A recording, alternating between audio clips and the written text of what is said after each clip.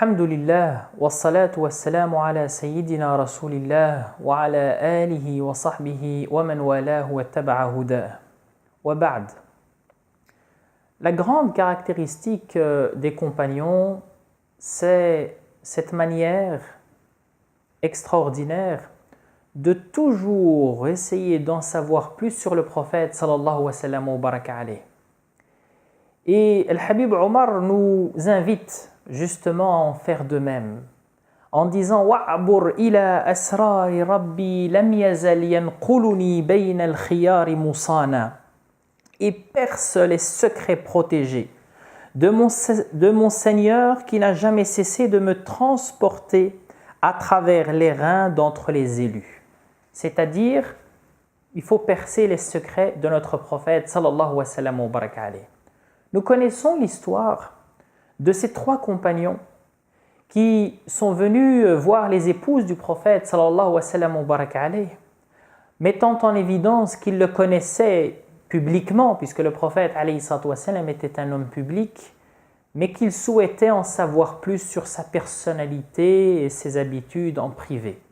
Alors, les épouses du prophète alayhi salatu wa sallam ont décrit, puisque ce qu'ils voulaient savoir concernait la pratique du prophète alayhi salatu wa sallam, et donc ces femmes ont décrit la pratique du prophète sallallahu wa sallam wa baraka alayh. Et ces jeunes gens ont considéré que la pratique du prophète alayhi salatu wa sallam n'était pas aussi soutenue qu'ils auraient pu le penser, puisqu'en réalité le prophète alayhi salatu wa sallam n'est pas simplement un adorateur, c'est également un homme public, c'est également donc un chef d'État, c'est également quelqu'un qui a des obligations familiales, des obligations sociales, sallallahu wa sallam wa baraka alayh. Et donc il avait une pratique qui justement était de nature à pouvoir concilier toutes ces personnalités. Et donc l'un des trois jeunes a dit Inni asum wa la uftir. À partir d'aujourd'hui, je me mettrai à jeûner perpétuellement et à ne jamais rompre mon jeûne, excepté évidemment au moment de la rupture à la prière de l'Maghrib. Mais tous les jours, je vais me mettre à jeûner. Et un deuxième a dit et moi, toute ma journée et toutes mes nuits, je vais les passer en adoration de Dieu, subhanahu wa ta'ala, en prière, en invocation, en évocation. Je ne dormirai pas la nuit. Et un troisième, inni la atazawwaju nisa, donc je n'épouserai pas de femme, je resterai dans le célibat. Pourquoi ? Eh bien parce qu'en réalité, le prophète alayhi salatu wassalam, lui ont été pardonnés tous les péchés antérieurs et postérieurs. Donc il n'a pas, c'est ce qu'ils ont pensé, le prophète alayhi salatu wassalam n'avait pas cette nécessité de pouvoir s'adonner à l'adoration comme il se devait. Et le prophète alayhi salatu wassalam entend tout ça et il dit Inni akhshakum lillah wa atqakum lahu. Je suis celui qui craint le plus Dieu et celui qui est le plus pieux. Et malgré ça, Inni asum wa uftir. Je jeûne puis je déjeune. Wa usalli wa anam. Je prie et je m'endors une autre partie de la nuit. Wa atazawwaju nisa. Et je me marie. Celui qui se détourne de ma tradition ne fait pas partie de moi. Et nous voyons donc que les compagnons du prophète sallallahu wa sallam wa baraka alayh s'intéressaient à sa vie, voulaient en savoir plus, et Dieu subhanahu wa ta'ala a demandé au prophète alayhi salatu wa sallam de se présenter à la communauté. Wa amma bi ni'mati rabbika fahaddith. Concernant les bienfaits de Dieu, parle-en. Et parmi ces bienfaits, ce dont parle justement Al-Habib Omar, لم تفترق من شعبتين إلا أنا في خيرها حتى بروزي أنا. Jamais deux lignées ne se sont ramifiées sans que je ne sois dans la meilleure des deux jusqu'au moment de mon émergence. C'est-à-dire que le prophète sallallahu alayhi wa sallam fut le descendant de celui de l'être qui est le plus noble de sa génération. Depuis Seth jusqu'à Abdullah, qui fut le père du prophète alayhi salatu wassalam, en passant par les grands prophètes Noé, Enoch et Abraham. Par conséquent, pour reprendre les vers de la poésie, فَأَنَا خِيَارٌ min khiyarin qad kharajtu min nikahin li ilahi sana. Certes, je suis le meilleur parmi les meilleurs, issu des meilleurs nés, d'une lignée de mariage préservée grâce à la protection de mon Seigneur. Le prophète, alayhi salatu wassalam, c'est le descendant de Shith.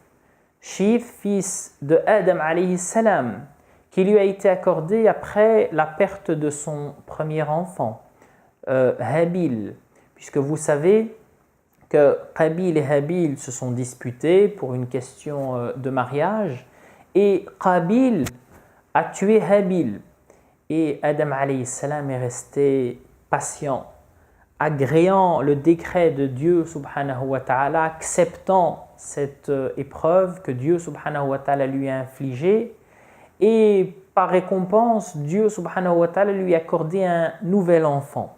Tous les autres étaient jumeaux, il y avait un garçon et une fille, alors que Shith est né seul, comme si Dieu subhanahu wa ta'ala faisait un clin d'œil, mettant en évidence que celui justement qui sera à l'origine du prophète alayhi salatu wassalam est tout particulier. Et donc Shith, c'était le meilleur des enfants de Adam alayhi salam. Et c'est de cette manière que la descendance s'est faite du prophète sallallahu wa sallam wa baraka alayhi. Depuis Adam alayhi salam, comme cela a été dit, jusqu'au prophète sallallahu wa sallam wa baraka alayhi. Et tous les parents et tous les ancêtres du prophète sallallahu wa sallam wa baraka alayhi sont issus d'un mariage qui est protégé par le Seigneur exalté soit-il.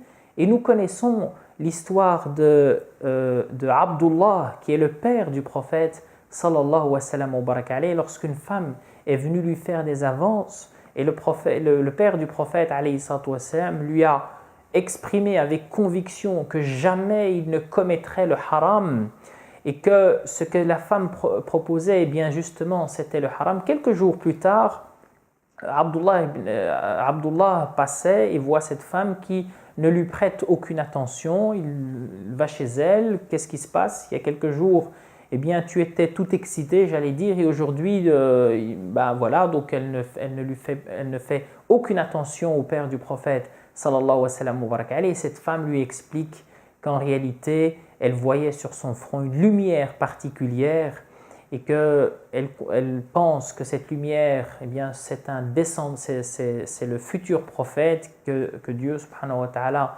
enverra à l'humanité.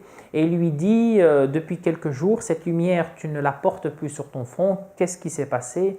Et il lui a appris qu'il s'était marié avec Amina bint Wahb, et elle a su par cela, eh bien, que cette lumière était désormais portée par cette femme qui allait donner naissance au prochain prophète.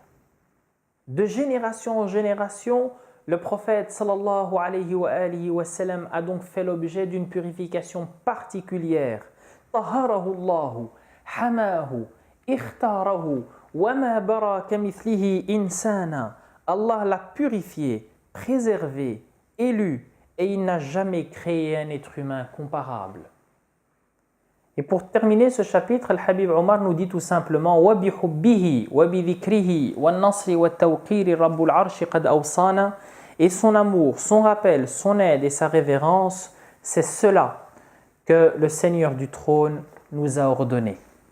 Et donc, en réalité, le Habib Omar ne fait qu'évoquer les grandes obligations, nos grands devoirs vis-à-vis de ce prophète alayhi salatu wassalam qu'il résume en 4 grands points. Le premier, c'est al-hubb, hubbun nabi sallallahu alayhi wa sallam, l'amour de ce prophète sallallahu wa sallam wa baraka alayhi, dont nous avons énormément parlé durant les chroniques précédentes. Également al-dhikr, c'est-à-dire l'évocation de ce prophète sallallahu wa sallam wa baraka alayhi, par le biais notamment des prières que Dieu subhanahu wa ta'ala nous a demandé d'évoquer et de multiplier. Et puis al-nasr wa tawqir, c'est-à-dire la protection et la politesse vis-à-vis de ce prophète sallallahu alayhi wa sallam. En réalité, le prophète n'a nullement besoin de notre protection. Il n'a nullement besoin de la politesse que nous pouvons lui témoigner sallallahu wa sallam wa baraka alayhi, pour une raison simple, c'est que Dieu lui offre sa protection.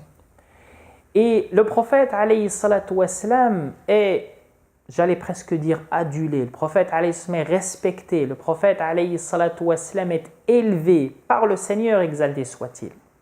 Concernant la protection, ce n'est pas tant le prophète sallallahu wa sallam wa baraka alayhi qui a besoin de cette protection, mais c'est notre message, le message du prophète sallallahu wa sallam wa baraka alayhi. Le message du prophète alayhi salatu wa sallam, pour celui qui décide de se mettre à son service, eh bien c'est lui qui en acquérera le plus grand bénéfice.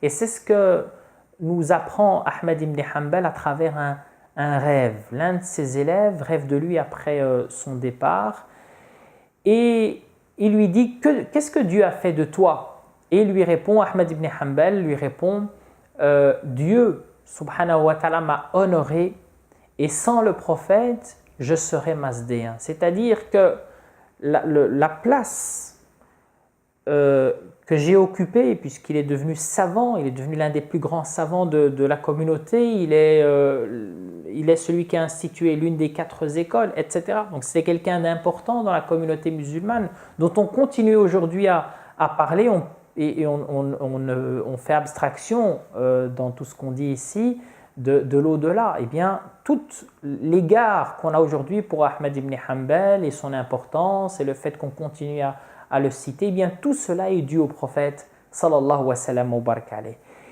Et la politesse que nous lui devons, ce n'est pas en réalité pour l'honorer, puisque nous ne pouvons pas honorer véritablement ce prophète alayhi salatu wa sallam, mais c'est tout simplement afin que nous puissions apprendre de lui.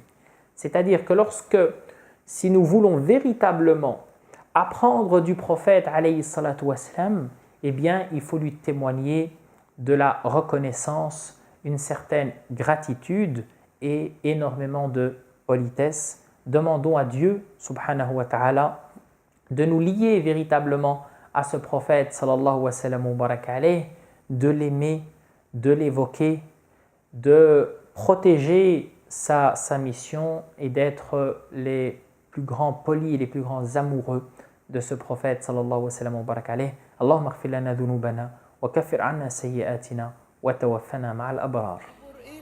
أسرار ربي لم يزل ينقلني بين الخيار مصانا صلى الله عليه لم تفترق من شعبتين إلا أنا في خيرها حتى بروزي أنا صلى الله عليه فأنا خيار من خيار قد خرجت من نكاح لي إلهي صانا صلى الله عليه طهره الله